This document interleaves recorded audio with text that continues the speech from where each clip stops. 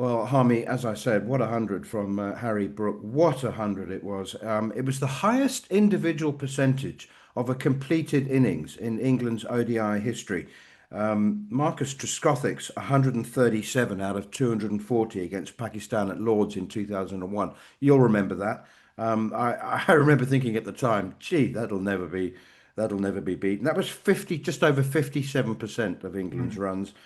Harry Brook scored 60.54% of England's runs with his 135 out of 223. Um, I thought there was a lot of criticism about England's top order. I mean, you can't be too critical when you're 5 for 3, 10 for 4. The ball was hooping, it was seaming, and I don't know. I mean, I was commentating on it, and you'll be commentating on the next one. I just thought it was more good bowling, really. Yeah, it was. It was good bowling, and I think when you get out for if you, I mean, in any form of cricket, if you face less than 8, 10 balls, you've been got out. You've been got out. You know, the bowler, you have to give the bowler some credit. He set you up. You know, he's moved you around, and he's gone for the kill, and he's knocked you over. And when you look at it, you know, Smith, Duckett, Root, and Bethel, you could argue that that's going to be England's top. Three of them could be England's top four in the Ashes, and they were knocked over. It's as simple as that. I mean, it was good bowling. That you want to we have to look at it from England's point of view because that's what we do. Because obviously, we've got one eye on the England side, and we're not saying not interested in New Zealand, but we're more focused on where England are going and the preparation getting into the Ashes. But they were knocked over by some high quality bowling. Matt Henry's an unbelievable performer when there's something in the wicket. Zach Folkes, again, shown his qualities in white ball cricket. I thought the rest were there was a little bit more expensive as they went on, but nah, for me they were got out. The wickets, the deliveries were in a good area and asking questions of a batter in any format of cricket, whether it was red ball cricket, white ball cricket, the top of the soft stump doesn't move. A good area is a good area. And if you play a white ball cricket or you play red ball cricket, if you see a batter walk out and you put a ball 5.5 meters from him, goes over the top of off stump, and it asks a question. When he first walks out to bat in any format of cricket, you've got a chance of getting him out. And New Zealand did, and you have to give you a huge amount of credit to them for that. Zach Fuchs was swinging the ball absolutely Yeah. remarkably. And we were commentating with Craig Cumming, the former Black Caps opener. And he said that he's always swung the ball like that, except that 2 or 3 years ago, he swung it big booming in swingers to the right handers mostly. He swung it at 125 kilometers an hour. What is that? About 70, 75 70, kilometers an hour. 75, Yeah. yeah. And so the selector said, you know what, if you can add 10 kilometers an hour, you give yourself another 4 or 5, 6 miles an hour, then you'll be unplayable. And he's gone off, he's gone to the gym for 2 years. And he's come back and he is bowling 10 kilometers quicker. I mean, I just thought he was absolutely Mm. brilliant. Let's hear from Harry Brook, who, well, he had a familiar message for his top order colleagues. No, it's definitely no cause for concern. The top, they're all unbelievable players. There's a reason why they're playing cricket for England. They're the best four batters in the country, and yeah, it's just one of them days. A couple of them got nice balls. Like I said, could we try and go a little bit harder and knock them off the length? I personally think so. But that's something that we can take from this game and move forward from it and learn from it. England captain Harry Brook. It just sounded a bit silly, Harmy. I mean, go harder. Well, first of all, face some more balls, and then maybe maybe go harder.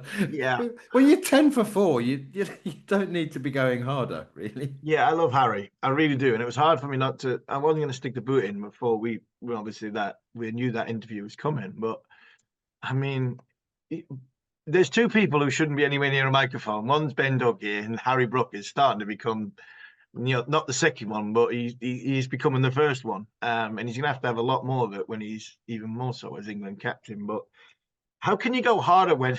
How can you go harder when seven of your players don't face 10 balls or less? I mean, how can you go harder? It's impossible. It's impossible to go harder when seven out of 11 players have faced 10 balls or less. I think 9 faced 15 balls or less. So 9 of your 11 batters have faced 15 balls or less, and you're asking them to go harder. I mean, 2 of them are out first ball. I mean, it just seems as though it's like anything. I mean, if you don't want to speak to the media, don't speak to the media, but don't say stupid things.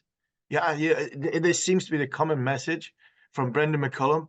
Well, we go harder. If we can't, if we get embarrassed, or we played a shocking shot, or we get blown away by some good bowling, oh, we got to go harder. What do you mean go harder? I mean, you just haven't faced any balls to go harder, and that for me that's the only thing that I really struggle with this England group. I love them all to bits. I really do want them all to do well, and I really love this England side, and I want this Ashes to go their way, because this last 3-4 years of Brendan McCullum, Ben Stokes, and now Harry Brook has been an amazing ride for English supporters, better than anything we've had before. But every time we stick a microphone in front of them, it seems as though they're not interested in speaking to the media, and they say things that, well, doesn't come across right. You asking a team to go harder when you've been bowled out, when 2 of your players have scored runs, and 9 of your batters have batted for 15 balls or less, and you're saying go harder. It just doesn't make any sense whatsoever. So, look, I'm sitting here criticizing what he said. I should be talking about what he did. I mean, these written was fantastic. That is, I mean, in the reality, I didn't see it all. I mean, I was asleep. There was no way I was getting up after doing the football matches in the afternoon. I was no way I was getting up at 1 o'clock in the morning to watch it. But he was breathtaking. And when I come away from what happened at Mount Maunganui, I'm going, yes, right. I'm not saying I want England to get beat, but Harry Brook has got 100. Bryden Castle looked brilliant, 3 for 45. That's 2 ticking the boxes going towards Australia, right? This is about preparation. Smith, Duckett, Root, Bethel's been there a while. They've just flown over, and they're getting into it, and they got knocked over by a very, very good New Zealand bowling attack with a little bit in a pitch, and the ball was swinging. So there's his time to come. But for me, so pleased the way Harry Brook looks, so pleased the way Bryden Castle looks. And like we've said a couple of times today, we'll say it today, and we'll say it last week, this is the starter of the main event. And the main event is the Ashes and the preparation towards the Ashes. Well, England's number 5 going into the Ashes doesn't look in bad nick. And one of England's bowlers has bowled a nice 10-over spell. That's a big tick in the box for me going forward.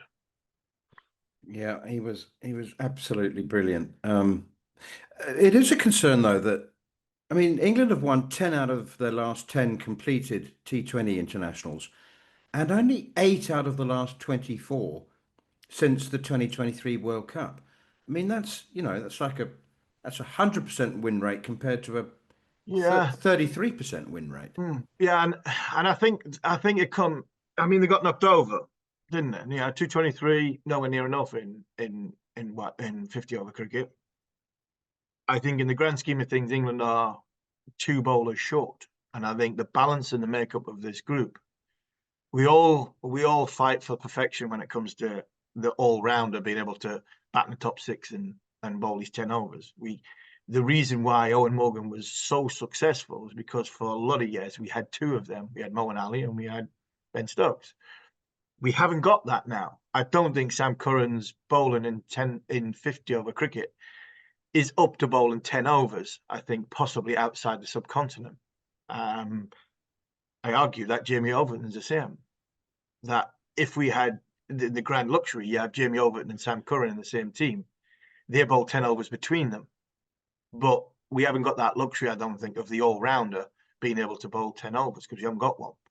So I think England are probably a bowler, at least one frontline bowler short, which is probably Jofra Archer in a major tournament. And then you would have to choose Sam Curran at 7, with Archer at 8, Cars at 9. I think that's a little bit weak when it comes to the batting, balancing the side out. So I think England have got problems balancing their team out in 50-over cricket, where in 4 overs T20 cricket, I don't think that's such an issue. I think this game here was lost by the top order because New Zealand bowled well. I just worry that this 50-over side for quite a while now, since Ben Stokes and Moeen Ali have gone, balancing the fact that middle order, lower middle order, the ability to have a batter who can bowl 10 overs or all rounders. I don't think we quite have them to balance the side out to make us a top 50 over side, because Sam Curran at 7 in the longer format, Jimmy Overton at 8, and they have to bowl 10 overs each. I don't think that, unfortunately, is strong enough. That's not criticism against them. I just think they're more suited to play 4 over, 20 over cricket. So who does Jofra come in for? Well, for me, he would have to come in for one of the all rounders, because I think what you need with Jofra, you've got with Jofra is 10 overs. I don't think over the course of a world tournament, and that's what we're talking about, Manners. We're talking about world tournaments. We're judged on world tournaments. I don't think Sam Curran, Jamie Overton bowl 10 overs. So Jofra would have to come in for one of them, and then everybody would slide up one, which would mean Sam Curran at 7 or Jamie Overton at 7, and then Jofra. And then you're guaranteed bankers of Carse, Luke Wood, Mark Wood, whichever one you go with there, Jofra Archer, and Adil Rashid. Then you're guaranteed 40 overs, where I don't think you're guaranteed 40 overs with the side that was put out against New Zealand at Mount Maunganui.